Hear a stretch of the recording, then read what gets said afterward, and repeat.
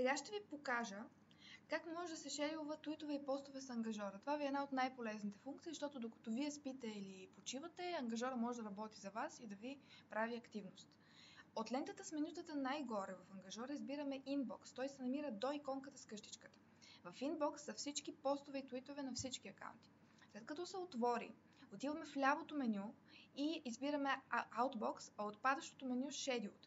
В Scheduled са всички шедюлнати до сега твитове и постове на всички акаунти в проекта.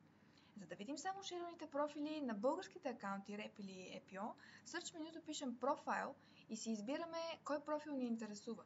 Всички български профили започват с София и ви излизат в падащо меню.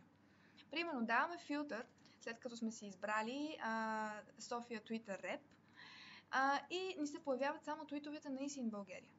Виждаме всички от тях са написани от юзер Александра Атанасова. Всеки шедюл на твит може да бъде редактиран с Edit. Опцията Edit ви позволява да смените датата и часа на публикуване, текста на съобщението, дори профила, където искате да се публикува. Може да добавяте картинка, примерно, ако сте забравили.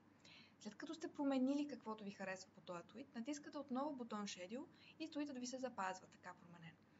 За да шедюлнете нов твит или пост, натискате комикс бутончето горе в ляво под иконката с къщичката. Пак по ваше усмотрение си пишете текст, избирате си време за публикация и профил, на който искате да се публикува и го шедюлвате. Може, примерно, да изберете повече от един профил. Примерно в Твитъра на Репа и в Твитъра на Огнян Златев едновременно. Може да публикувате твита и веднага, без да сте го шедюлнали. Просто му давате Publish, както сте го написали. Така че да, шедюл е страшно полезно. Една от най-добрите опции на ангажора, която всички трябва да знаем.